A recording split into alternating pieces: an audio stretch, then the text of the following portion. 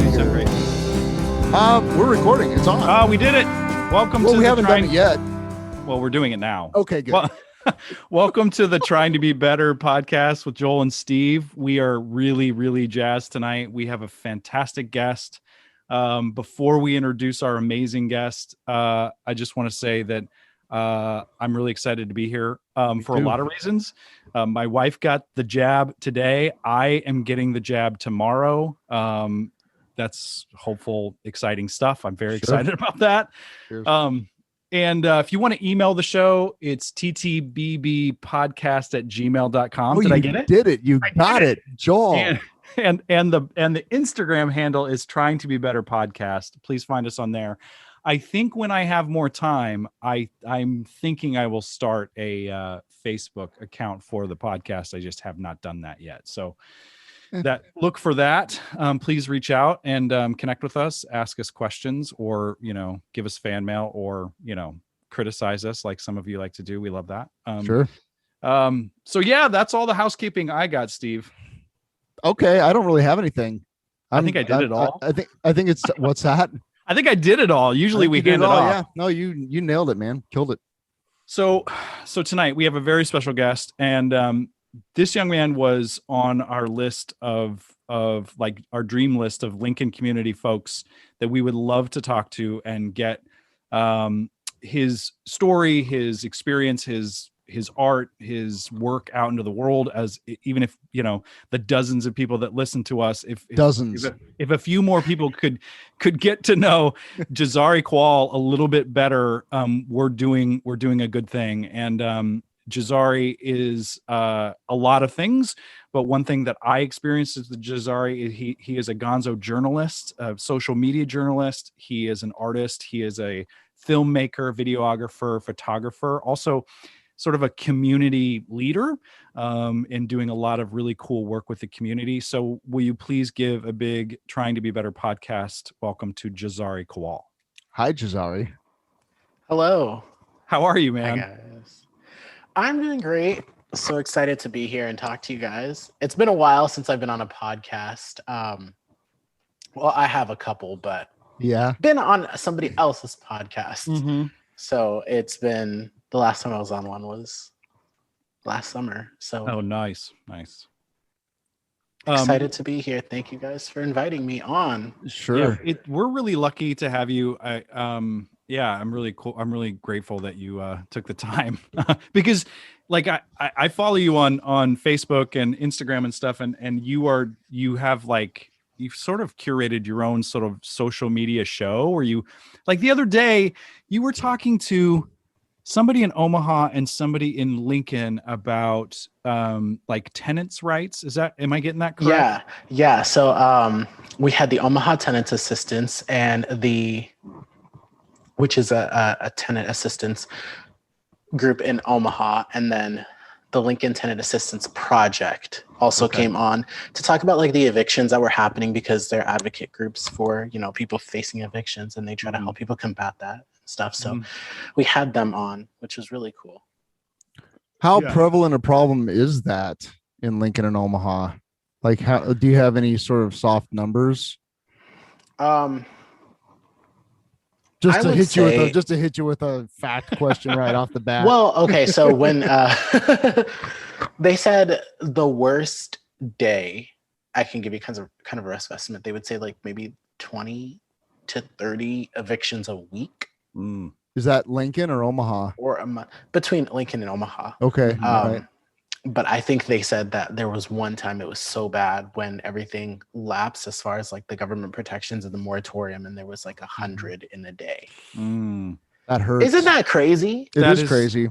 Especially in one of the wealthiest countries in the world, for that to be a thing it's privately owned wealth. There we go. Well, and thank you for saying that.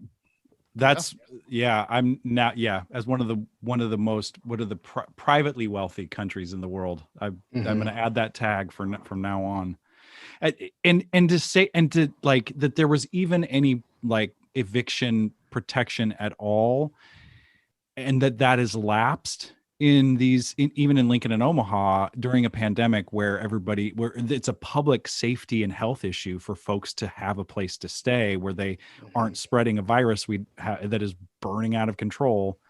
That's insane. I didn't watch all of it. Did they say kind of where they're at with eviction protections now, or is it kind of like everything's wide open? Well, I spoke with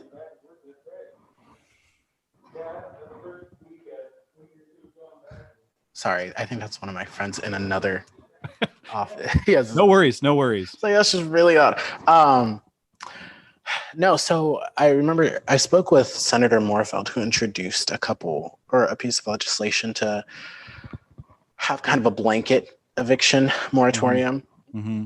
I still need to follow up with him on that as far as like where that stands and stuff. But I know that, the Lincoln Tenant Assistance project protested outside the mayor's house a couple weeks ago because she also has the executive power to issue a blanket moratorium. But they said there's some like weird clause in the Nebraska law that allows evictions to continue. That's why they were still happening even though there was an eviction moratorium. So there were some loopholes. So the state sort of, it's there as a possibility, but the mayor really wasn't enacting her executive power to do anything about it? Pretty much, if I remember exactly correctly. She could stop all evictions by executive power, but that didn't happen. Yeah. And so what these groups do are kind of like advocate. What's so crazy about the Lincoln Tenants Assistance Project, I remember talking to them last summer, and they're volunteer lawyers. So they have a team of lawyers that volunteer their time to represent people who have to go to eviction court. And oftentimes people show up to the court, or oftentimes not, like they don't show up to the court because they think, it's a loss. I might as well not go. I'm going to get evicted anyways. Or sometimes they don't even know like what the process really is because they probably haven't been evicted before. A lot of people have found themselves in uncertain situations during this pandemic. But the Lincoln Tenant Assistance Project. That's a tongue twister. You got this. That's a lot. As an acting coach, I'm like, yeah, that's a lot of consonants. That's like you need a warm up to say that. Yeah. So we'll just call it TAP because there we go. Good. So TAP has volunteer lawyers that volunteer their time to represent people who are facing evictions, and so sometimes they'll just wave people down in the Hall of Justice who are going to it. So sometimes it's people they've never met before. And they're just like, are you here for an eviction? Yes, I am. Do you have representation? No. Quickly tell me your situation. And then these lawyers will go in and represent these people. And sometimes they're able to get like the eviction halted. Wow. So this organization TAP is just sort of hanging out at the courthouse in the off chance they're going to meet somebody who is facing that, because community members don't necessarily know how or have the resources to get good representation in these cases. Yeah. That's and amazing. So we I hope they get more outreach from people who are facing it now. From the show, and having people on so that people can know that there is this assistance out there, people willing to help them. And so I think they are starting now, even before they came on the show, like they started getting people reaching out to them, I believe, to get some help with representation. Because think about it, like if you're facing eviction, you are facing eviction because you probably couldn't pay your bill, right? So like, could you afford a lawyer to represent you? No. Right, exactly. Yeah. So there's huge equity issues there. For sure. And if we can push out whatever they're doing on our channels, we will, for sure. That leads me to kind of the question to sort of launch the conversation too, is that to back it up, I mean, you are creating space for those conversations to happen because, a lot of folks were drawn to your work this summer. And I'm curious, just as a human being and a Lincolnite, like what led you to where you're at right now? Like, I know a little bit about kind of what you've said, like you really wanted to be a journalist, or you really wanted to be, that's kind of the dream, right? And you're doing it because you're doing it. What I see is that you just sort of started doing it because you had these tools. You had a phone, you had, social channels, and you're like, this is how journalism happens. And it was totally punk rock. It was like, it was like, do it yourself. Like, yes, the people need to see, and And I riding my bike with a friend this morning, and I said, yeah, Jazari's going to be on the podcast. And he was like, what did he say? He's like, the Honda is for the people, And I was like, yes. I mean, that was like the cry of the summer. Goodness. energy. And it was like, I get to talk to this guy. So I am really personally very interested about who you are as a person, as a human, and kind of like, were you born and raised in Lincoln? What is this dream about journalism? Like, I kind of want to know what brought you to what you're doing now. Yeah, so quite a bit. As you guys know, like, we do a little bit of everything. I want to build an empire. Like, that's nice. I got that's the ultimate like goal. Doing, just kind of looking through your stuff, I'm like, this, you that was like, this guy's building an empire. Like, you're where you will be in 10 or 20 years. Like, I'm super excited to see that. Yes. So anyway, I digress. Go ahead. Thank you. Yeah. So I was born in St. Louis, Missouri, just a couple months after my family immigrated from Africa. Mm-hmm. And so we lived in St. Louis for, I believe, several months. And then we moved to Sioux Falls, South Dakota, because there's a huge Sudanese population there. So we knew people that lived there, or my mom did. And so we relocated there from then up until I was around 2 years old. Then we moved to Omaha. For what reason, I don't know. I couldn't tell you. I don't remember. But we lived there for a couple years and then moved to Lincoln in May of 2000, just a couple months before I turned 5. And so we've been here ever since. So the last 20 years, we've been here in Lincoln. Mm-hmm. And it's so wild. I mean, with everything that I've wanted to do, I remember growing up and wanting to be an actor, right? That was like the dream. I wanted to be on Disney Channel and all that. Yes. With, like, the magic wand and blah, blah, blah. But yes. During commercial breaks. And I actually was signed when I was 11. I signed on to not when I was 11, sorry, when I was 14. I actually signed on to a talent agency called Applause International. And I was with them for about a year. Nothing really happened from that. And so I kind of just moved on from there. But I just remember not knowing what I wanted to do in high school at post-college, besides wanting to be in film or movies or things like that. For the longest time I can remember, I always wanted to be an actor. And for the longest time, I wanted to have my own YouTube channel and be a content creator on the internet and all of that stuff. And I didn't even know people really made money from it, to be honest. Like, that sounds dumb, but like when I was 11, 12 years old, I didn't know people made millions of dollars being on TV or like on the internet. I just thought it looked cool. I thought it was just like a fun expression, an outlet to express yourself with creativity. I always thought I really just liked the comedy aspect of it and all of that stuff. I just thought it would be cool. And so I had in my head, I was like, I'm going to move to California. I'm going to move to LA. I'm going to have these dreams and all of this stuff. And also pursued music at the time too. There was a period of time all through middle and high school where I did a whole bunch of choir stuff. So I was in concert choir. I was in show choir. I was in chamber singer group once. Are there embarrassing photos of you in show choir? Because there's a billion of me embarrassing in like really bad tuxes and vests and stuff. I loved it. I loved it too, choir. But man, I just looked goofy. I love when I get like the memories like 10 years ago, a decade, when like all this stuff. Oh my God. There was one year, my first year, we wore lime green suits. Ooh, nice. I loved it. I loved it all. Show I love that you say you loved it, because I look back on my swing choir stuff. I'm like, oh God, I can't believe I wore that. Oh no, I loved show choir. I enjoyed every moment of it. It was such a great experience. Yeah, sorry to interrupt you, but we had to talk some show choir. Oh yeah, no, down to all the costumes and all. I thought it was a completely cool experience, and I'm glad I did it, because I don't want to look back and be like, dang, I should have did that, or I wish I had the nerves to do something off the wall like that. But no, I loved show choir. It was so much fun, and I met so many people in show choir, so many talented people, and it was great. But so I did that in high school, and I actually pursued music for a little bit of time, and released an EP called Photographs from 95. You can go stream it anywhere. Yes. Yes. But what is it, like electronica, or what is it? I would say it's more pop, urban-ish R&B type music. Okay. So I would check it out. Yeah, I'm writing it Hope down. your ears don't bleed. No, I'm sure it's great. Yeah, we have big ears, so Yes. No, so I I did that back in 2015, and and also in 2015 I really got into Snapchatting.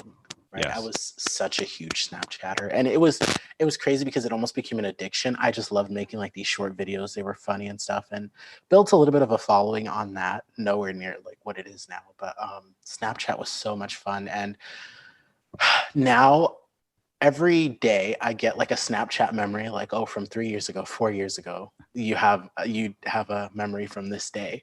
And just looking back, you could literally walk through my whole day with me. One year I added 3,000 snaps to my Snapchat story. In one day? No, in 1 year. Oh, okay. I was like, so I guess do the math on how many Snapchats a day. That's like 45 snaps a day. That's amazing. But it was so much fun. And then I got into vlogging, which was also such a cool experience. And all of that was just kind of just like to document life.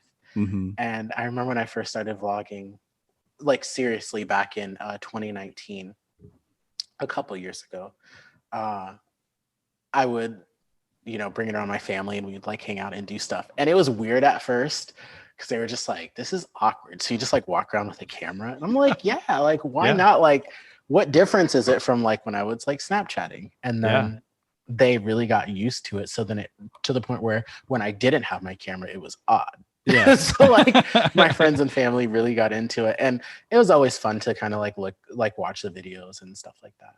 Mm-hmm.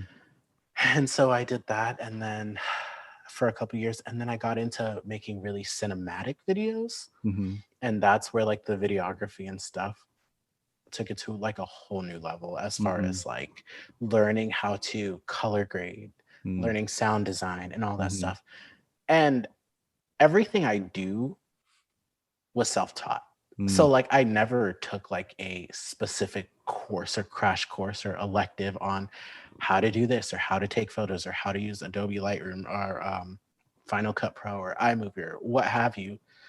Like I just researched and learned it all myself. And looking back, had I had the tools or had my family had the money back when I was like 11, 12 years old, 13 or early teens, I probably would have been doing this way back then. And sometimes think about like how far I could have come since, because the internet is so vast and the opportunities and the dreams are endless on the internet as far as what you want to do. And so, yeah, I started getting into like more cinematic videos, and that's when I created my company, Kualdom Creations, which is broadcasting media production. And then all the live streaming stuff took off when all the protests had happened, which was crazy to think, because I kind of like, I'm in our studio office right now, and I look around and I had one camera, or I had two cameras. One was given to me back in 2016, which is like more of a starter like photo camera. And then I had a Canon camera, which is like a mirrorless camera, a Canon M6, and a stabilizer and a mini hard drive. And a laptop, and that's all I had. Wow. At the beginning of the summer. Jazari is talking to us from his studio right now, if that tells you anything. Like in a short amount of time. Yeah. That's so great. Sometimes, and my iPhone, right? So to clock in 1 million views on an iPhone is so wild. Like when I look back on it, I'm just like, this is crazy. Like sometimes I really don't realize how, you don't realize how far you've come and how much you've done, especially if it's in a short amount of time, because I feel like we're always on the go, Yeah. And so moments of reflection are nice. I did an interview with the CEO of Ho-Chuck, who's putting in that new, because, Warhorse. Oh, right. Yeah. Okay. And so I remember during my interview with him back in November, he was saying it's important to remember to celebrate like the little wins, Yeah. whether it be considered large or small, like Mhm. I got through making this video, like that's a win, celebrate Mhm. that, and he talked about like his career path and like every milestone he hit, he made sure to celebrate it. Because then you don't want it to feel like you're on just like this never ending train to where it's like nothing Yeah. is enough or Yeah. nothing is worth celebrating. So That's huge. Jazari, thank you for saying that, because like as a theater artist, I kind of get in this thing where it's like I want to like go back and change something from the past instead of celebrating it and letting it go and moving on to the next thing. Like I go back and I think, "Oh, I could have directed that better, taught that class differently." I think that's a really important lesson, to just be like, just celebrate it. Just celebrate it. Mhm. That caps it. You move on, you know? That's Yeah. great. Yeah. And so it's wild. I'm very thankful for everything I have and all that stuff. And it's so crazy when people call me a leader or things like that, because Mm, I've always wanted to be a leader. And on this, I've never really had this conversation mm, before or really explained this. But so I'm building my company. I also go to school full time, and I also have a full time job with mm. another company. And so my day is jam packed, but all I really have to worry about is myself, right? Like I don't have kids or things like that. Sure. So Right. now's the time. Right. And so I just remember wanting to be a leader when I was younger, especially in high school. And, I was in junior ROTC. I tried to get into like leadership positions then within ROTC, and it didn't happen. And also in show choir, I remember trying so hard to become a dance captain, some form of Mm-hmm. leadership. Mm-hmm. That didn't happen. Um, I work for a company where I tried to be promoted 12 times and Mm, that never happened. mm, And I was never given the opportunity to really be a leader. And so that's why with the platforms I have now and the things I do, it has so much more gravity to me, because it's mm, something that wasn't given to me, I would say, but something that I'm trusted with. When mm. you have thousands of people who follow you, that was their choice, right? Yeah. And so looking back at all the jobs I tried to get, all the leadership roles I tried to get, that had to be given to me by someone instead of kind of just like a group of people trusting to follow me, Mm, and mm. and be a part of the things I do. And so that's That, why it's so weird when people call me like a leader now or a community leader, because it's like I don't think nobody really knows how hard I tried to be a yeah. leader, and it kind of just happened more organically. Well, it sounds like you were trying to be a leader. You wanted to lead because you knew you could, and you were vying for positions that were sort of normalized or established. And what happened was, like, you needed to I kind of was never given forge. the opportunity. Yeah, and you kind of forged your own path. You know what I mean? Like, you Mhm. did it out of necessity, which is incredible. And so that also kind of leads into how I do things here with my own company. I have a couple people who work with me. But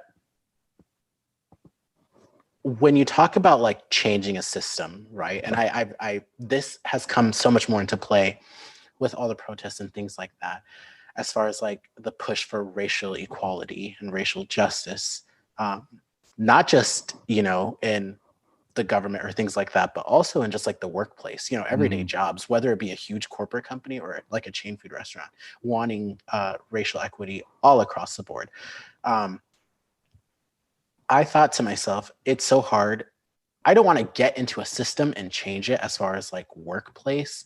I would rather just build something from Mm, the ground up that I know will be sustaining and given representation all across the board, even long after I'm gone. mm. And so that's why I focus so hard on just building my own company and or empire from the Empire. ground up, Yeah. the way that it should be. That way, maybe 50 years down the road, I don't be like, oh my goodness, like we never really had this, that, or the other. And so having all of those experiences, being turned down all these different jobs and these different opportunities to be a leader definitely makes me know that within 10 years or so, or 15, 20, however long down the road, I want to make sure that my company does give people the opportunity to be a leader, because it has a huge personal meaning to me. Wow. Well, in your empire can be a guiding light. Yeah. I'm not, I mean, like, seriously, like you can say, well, you can be what am I trying to say? Like a diamond in the rough, in a wasteland of corporate culture that doesn't necessarily appreciate individual talents as much as it could. You can show people how it could be done in a way that is righteous. Right. And you can show. I hope so, dude. Yeah. Well, it kind of seems like you're off to a good start, I mean, really, because you can show. I mean, yeah, you can show younger people than you that it's possible. You can show the world that is necessary, and it's just like I love the way you phrase that, Jazari, of like that people are trusting you, and you feel like it was never given to you. It was just sort of people are entrusting it to you, and that's like a servant leader sort of. I don't know if that's the right term, but like that you are entrusted with this thing, but we also want you to be you, because like in those folks like break the mold, and then we don't want them to fall into, other molds. We want them to continue to be them. And I think as I watched and watch you, that's what I see. And it's super inspiring just as an artist. I'm like, because that's what when I was following you because of the protest, and then I was like, oh, he's a filmmaker and he's a photographer. I'm like, no, this is amazing. And I think it's, you are a huge asset to our community, leader, I guess, but just inspiration, for a lot of different folks, I'm sure. Well, I can tell you, like, I'm rooting for you because, like, for example, I was listening to an interview with Ben and Jerry from Ben and Jerry's Ice Cream recently. And those guys, I mean, they don't just make ice cream. They're kind of badass in their own right. They're about a year ago, they started working on a campaign to end qualified immunity. Oh, wow. Like I had no idea. That's really heavy, I'm gonna go buy some ice cream. They did, right, exactly. They just didn't take their Ben and Jerry's money and go off to Aruba or wherever. Like, they're still fighting the good fight, Yeah. Like, it was really heartening to hear that, And I guess as people that are fighting for justice and whatever arena they're fighting for it in, if like the more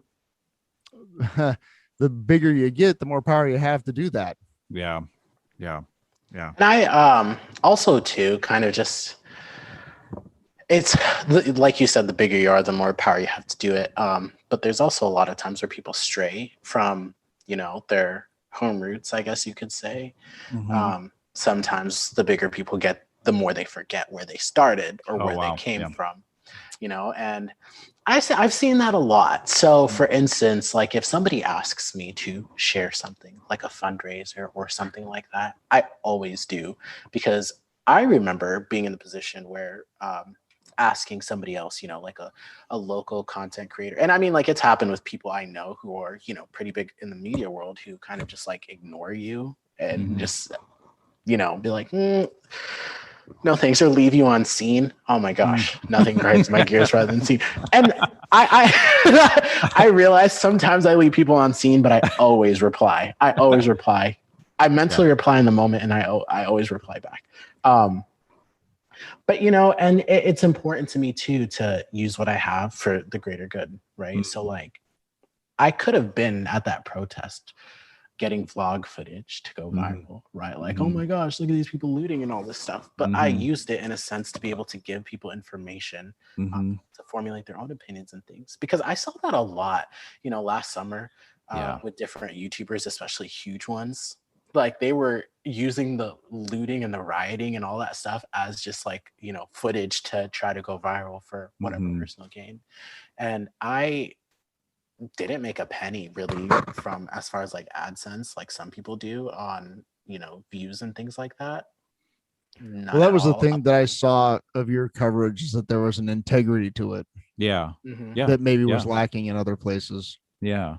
Yeah. And that was, and then recently we got monetized on Facebook as far as like the live streaming and stuff like that in videos, which I'm pretty also like open about that, like when we did meet that, like I shared it with people because I feel like it's important for people to know instead of like keeping it all like secret and stuff like that. Because one thing I really like is transparency, and it seems like there's a lack of it these days.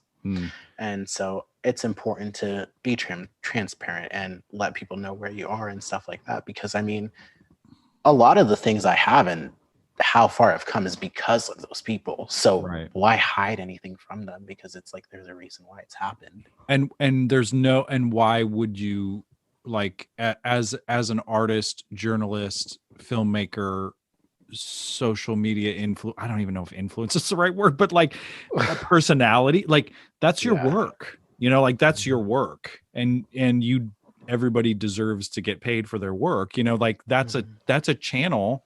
Social media is a channel, and if the integrity rises with transparency. Like you said, if we're transparent, then we're not hiding anything. And we spend a lot of time in this world watching leaders or people or personalities be very less than transparent, and it's like we see it always fall, we see it come apart, and super cool. I really, I'm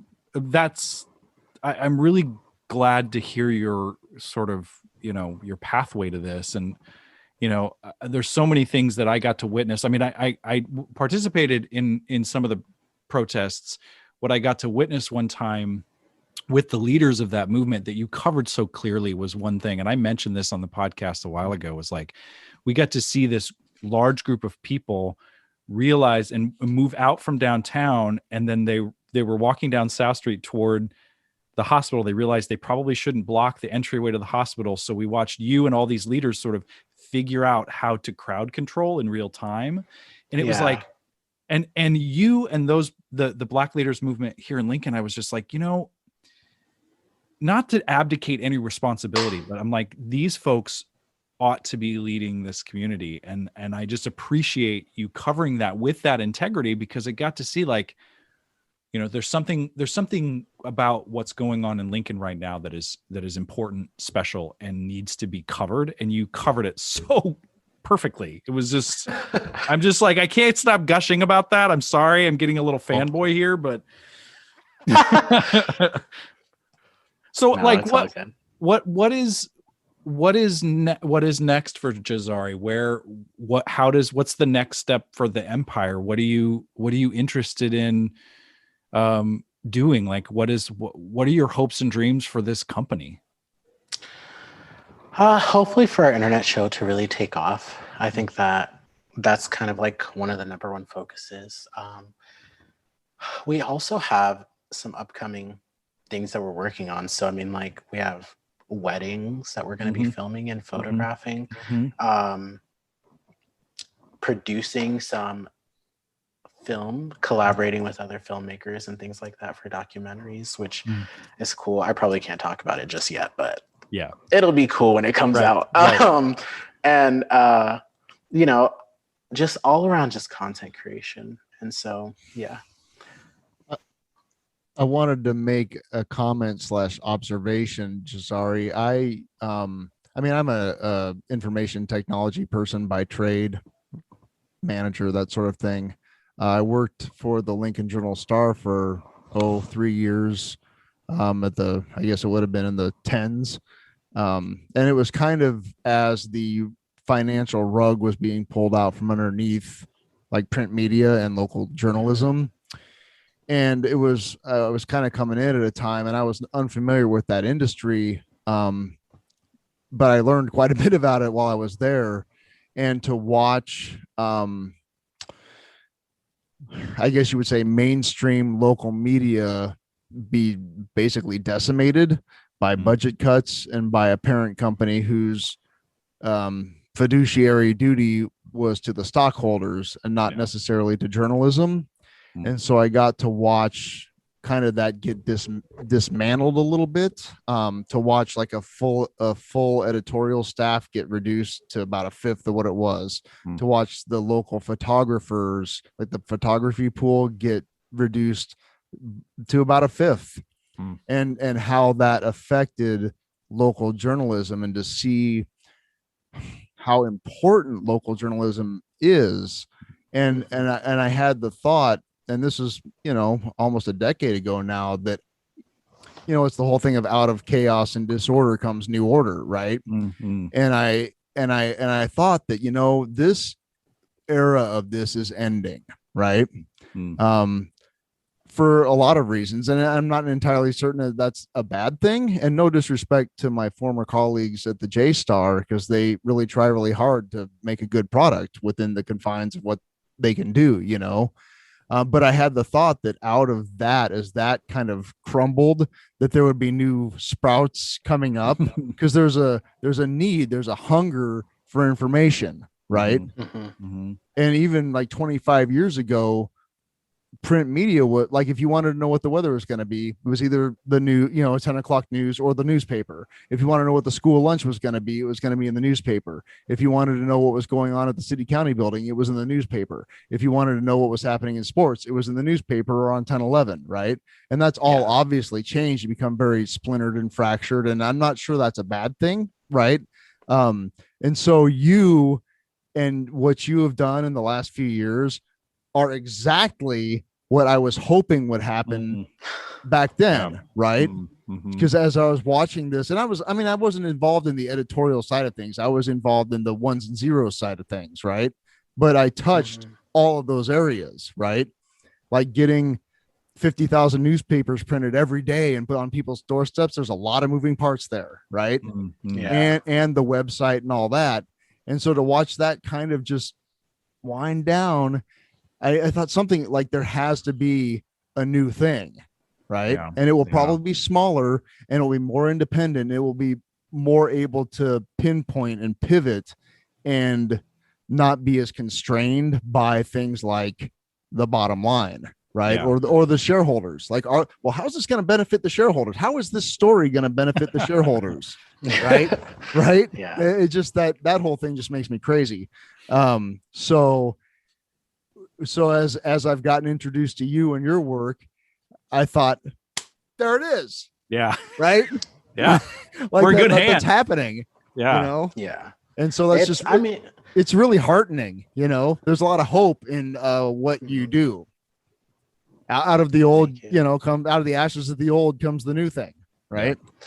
Yeah. Like, as you mentioned too, it's definitely hard as far as like budgets and things like that. So it's like, I guess there's like this weird perception that we rake in millions of dollars. So, I think one thing that it's hard to understand, and I don't know, it was hard to grasp.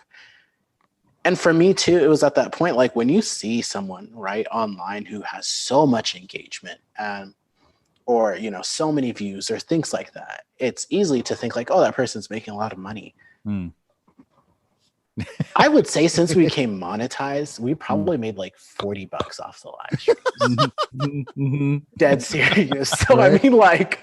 so no Lamborghinis or BMWs. Because we keep talking about Lamborghini money. Right. Like this By the way, podcast gonna get us Lamborghini money. It hasn't happened yet either. We just love Beyond Burger. Yeah. We eat want to Beyond be Burger sponsored by all Beyond day. Burgers. Yeah. I wanted to be sponsored by Freddy's because I love like their custard. Oh my god! And I can't tell you how many times I've eaten Freddy's on a live stream. I want a concrete. Jazari. Now I want a concrete. The peanut butter chocolate one. Oh my god, they're so good. I just like the little Oh my fries gosh. and the fry sauce. Yeah, I made the mistake of spicy weighing fries. myself Mhm. today after a whole global pandemic, and it's not good. Oh gosh. Yeah, I love getting the vanilla concrete with salted caramel and cheesecake, but you have to have it lightly blended. Lightly blended. Wait. That's a thing that you can tell them lightly blended. Yeah, well, I do. They do it. Jazari has an empire, and he can tell how heavy the blending is. Well, I feel like that's the takeaway fact from the night is you can order lightly blended at Fred. Yes. No, I mean, because then you get like the chunks of like cheesecake, and it's just like, Oh yeah. otherwise, because like if they blend it too hard, then it's like, even like with the peanut butter cups, like if it's blended in there, It's all just Then it's just it's like it could have very well be a powder. You want the chunk. Like that's what when you get a good chunk from a Reese's Blizzard and there's a good glacier of peanut butter cup in there, yeah, nothing better. chef's kiss, right? Oh, chef's kiss, right? But no, yeah, I love Freddy's ice cream. But yeah, so I mean, we try.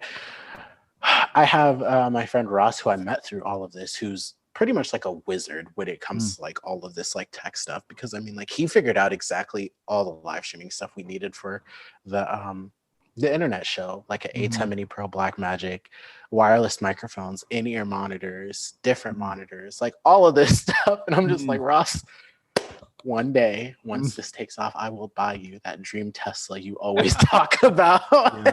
Yeah.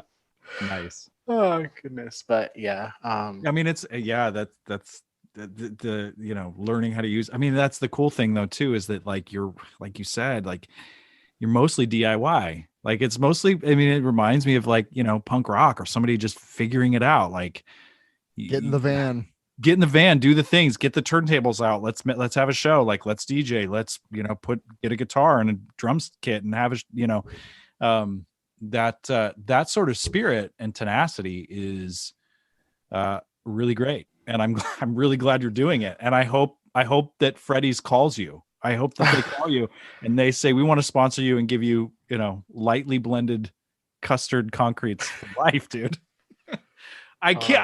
I want to hang up with this call and go straight to Freddy's and ask for a lightly blended. I like lightly blended. Yeah, no, they'll do it. But what else? So I always like to ask too, like, what else are you into? What are you listening to? What are you reading? Like, what toots your hooter? Like, what? That's a phrase on the podcast. Don't be alarmed. What sort of music are you into? What are you reading right now? What are you watching? I always like to have our guests tell us and introduce us to cool new stuff. This is gonna sound lame, but like no? I feel like I'm so much more of a nerd than people think I am. Like, so I'm taking this. Lay it on me. Yeah. I've been really interested in like community planning and like land development. So like I've been reading like this book for this course that I'm taking, and I had an exam, so I had to like read like 160 pages in like the last like week or a few days to like brush up on it. But like I've just been so interested in like zoning and planning and like tiny home communities and all this types of stuff. And so that's been really interesting to me. Can tiny homes be a thing in Lincoln?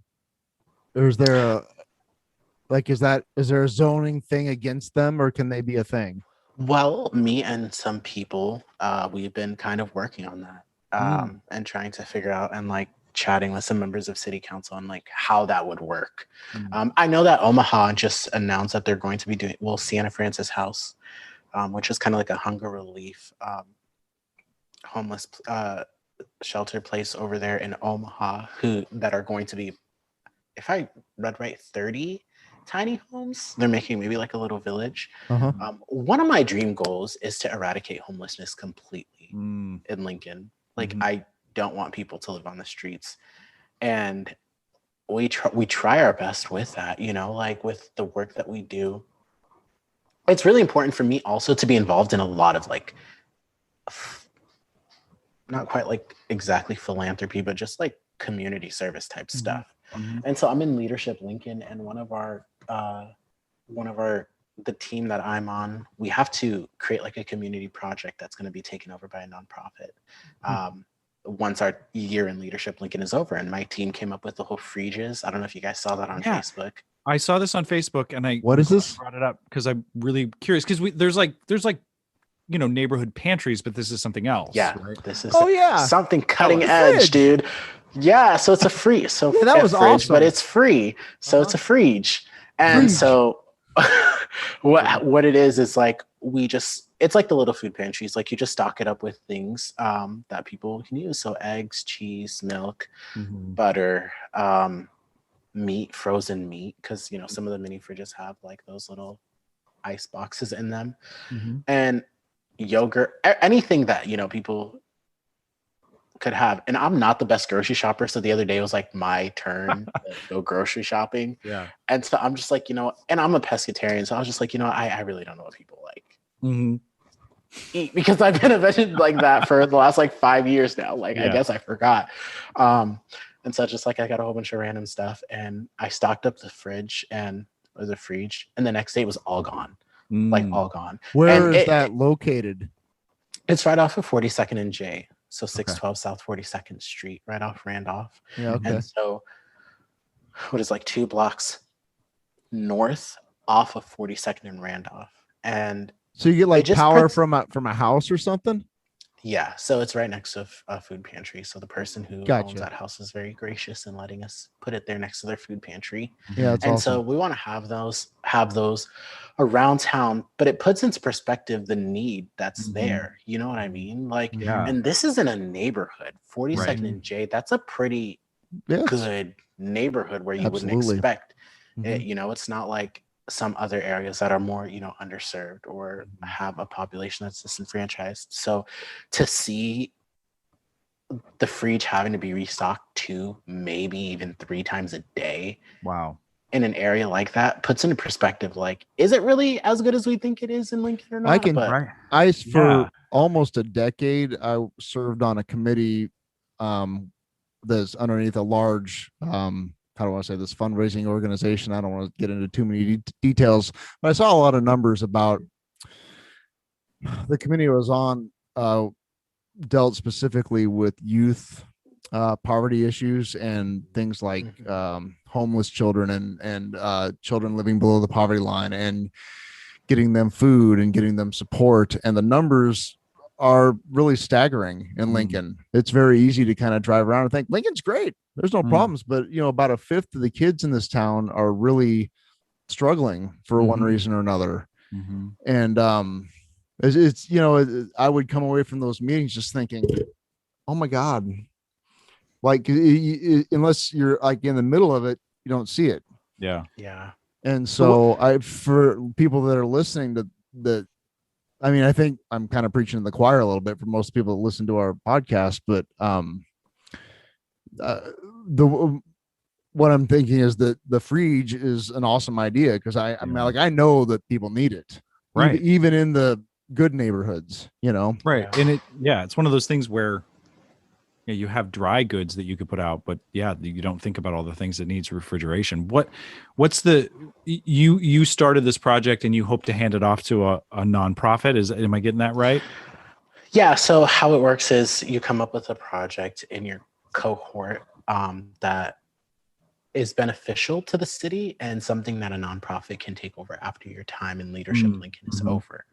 And so I reached out to my friend Patrick, who I do a lot of work with, One Human Race. You guys should go check him out. He is so cool. Okay. He does a lot to help the community. But, you know, after kind of like the marches and demonstrations and stuff ended, like, we just teamed up and we become really close, and we just do a whole bunch of like things together. So for instance, like, there's one time my mom made like some lentil soup and rice for like 150 people, and we handed all that out. And so with that too, you know, there are like food drives and things like that, and food that's handed out. But I mean, there's also, like I mentioned earlier, the equity aspect of it. Not everybody has a stove to go home to cook, right?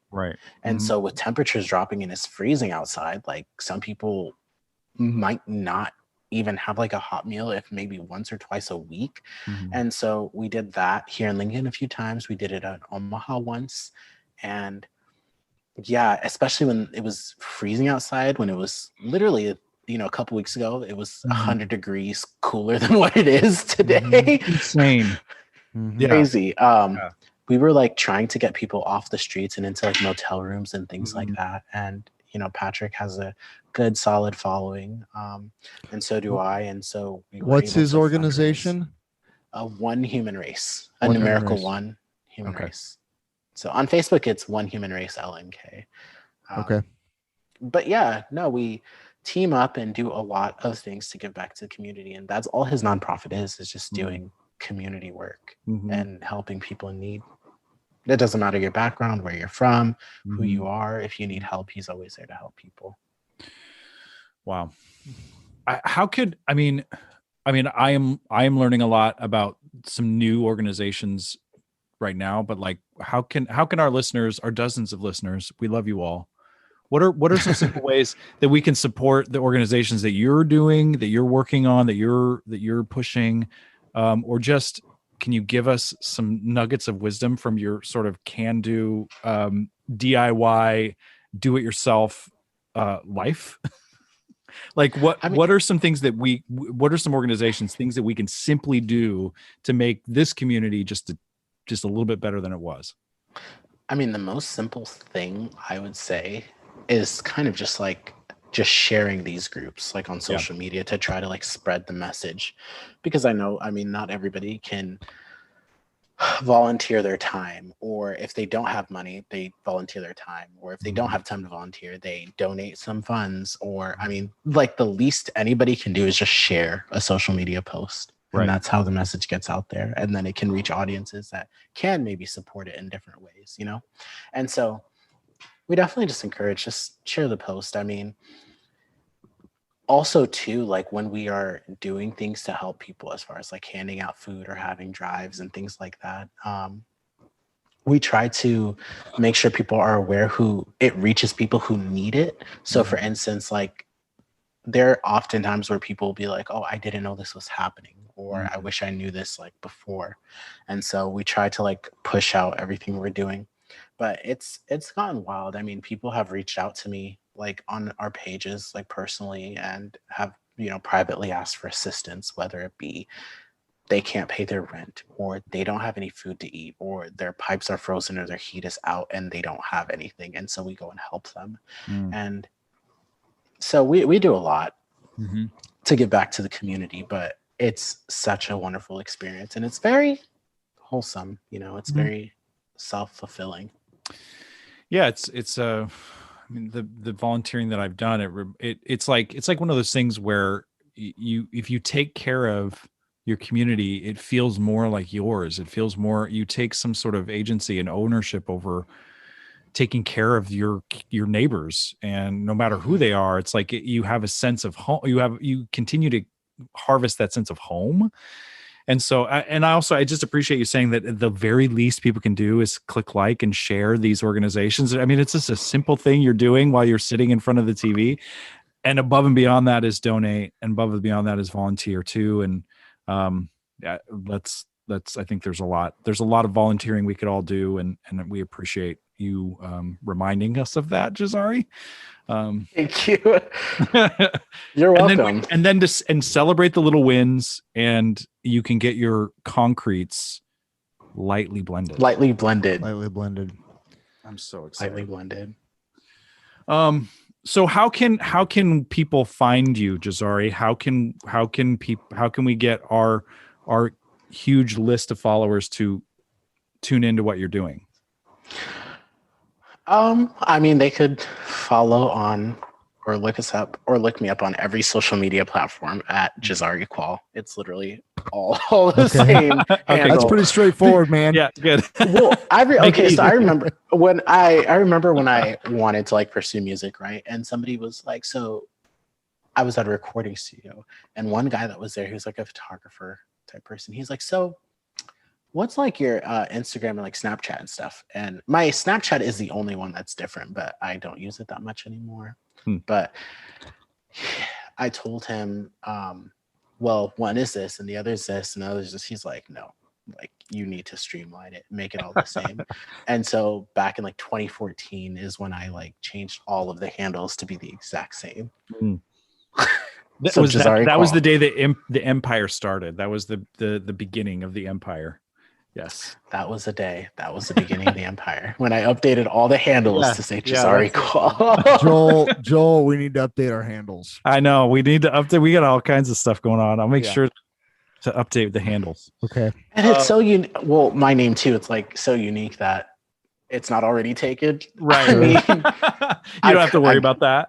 Yeah. And so literally everything from TikTok, Instagram, YouTube, Facebook. All right. Cool. And Kualdom Creations is an amazing media company, and they do video, they do photography, you do, wedding videos, all of things. So it's, we want to make sure that we're supporting you as a local business owner and an amazing content creator and artist and human. And I'm just really grateful that you took the time, Jazari, tonight. We're kind of getting to the end of the hour, so I want to be respectful of your time. And man, what an honor to get to have you in Lincoln, and to get to chat with you is a really cool thing. And you are welcome back on this podcast anytime you want. If there's anything going on that you think just a small fraction of our community needs to know about, you can have the floor, man. So you're always welcome back. It's awesome to talk to you. Thank you. Yeah, man. It's so much fun. Pleasure meeting you, Jazari. And Yeah, best of luck to you. Yeah. Thanks, man. Thank you.